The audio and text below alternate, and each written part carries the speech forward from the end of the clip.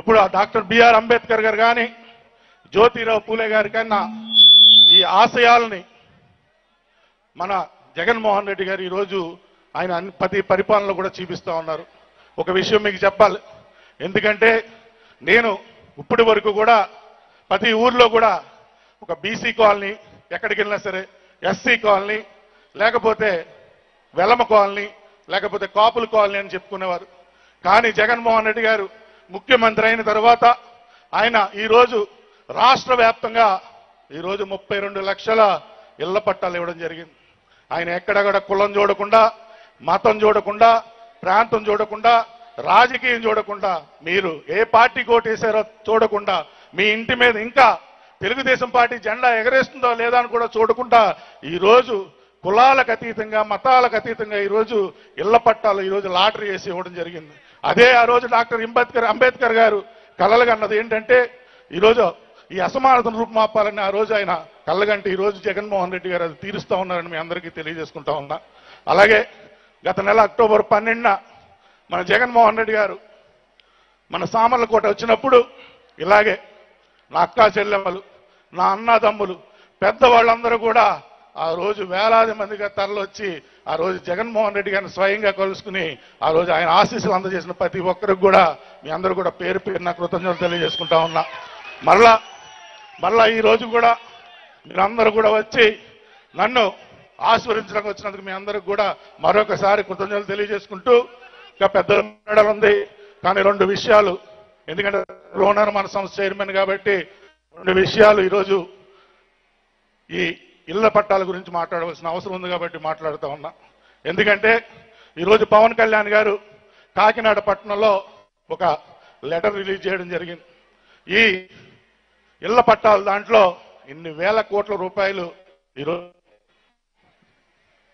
అయ్యిందని ఈరోజు ఆయన ఆరోపణలు చేయడం జరిగింది. మీ అందరికీ తెలుసు జగన్మోహన్ రెడ్డి గారు ప్రతి పథకం కూడా పారదర్శకంగా బటన్ వేస్తే మీ అకౌంట్లోనే పడుతుంది. ఎక్కడైనా అవినీతి జరిగిందా? ఎక్కడైనా అవినీతి జరిగిందా? చేయూత కానీ, కాపు నేస్తం కానీ, ఈబీసీ నేస్తం కానీ, అమ్మఒడి కానీ ఎవరైనా ఈ నాయకులు ₹1 తీసుకున్నారా? ఇన్ని ఇళ్ల పట్టాలు ఇచ్చిన ప్రభుత్వం ఎక్కడైనా ఉందా?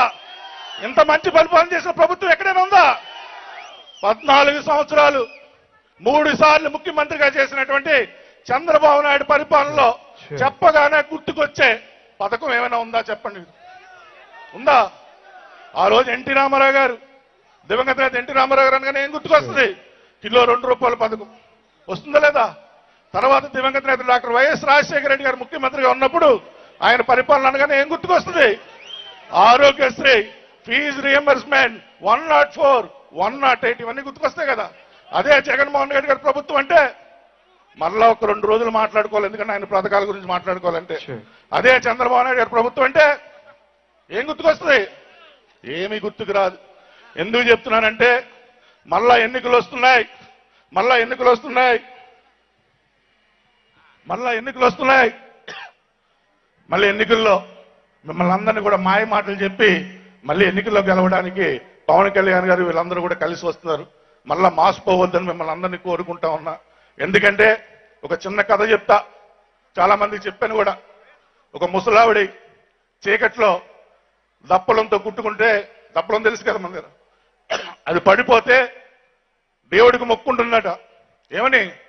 దప్పలం దొరికితే దేవుడికి 1 కేజీ స్వీట్స్ పెడతానని. లోపల నుంచి వాళ్ళ కోడలందంట, ఒసే ముసలిదానా, దప్పలం ఖరీదు ₹10, కేజీ స్వీట్స్ ₹500 అంటే ఆ ముసలిదందంట ముందు దప్పలం దొరకని తర్వాత దేవుడి సంగతి చూద్దామని ఉందట. అంటే దాని అర్థం ఏంటో తెలుసా? దప్పలం దొరికిన తర్వాత దేవుడికి పంగనామాలే.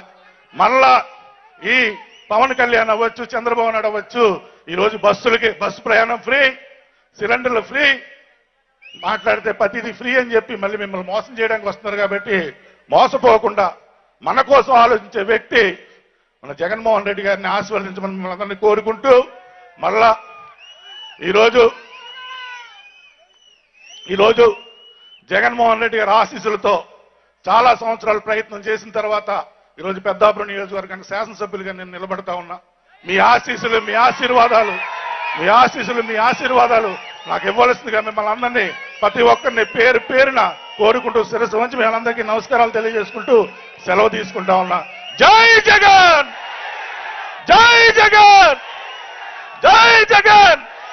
ఇప్పుడు మన పార్లమెంటు సభ్యురాలు శ్రీమతి వంగా గీతా విశ్వనాథ్ గారిని మాట్లాడవలసిందిగా కోరుతా ఉన్నాం.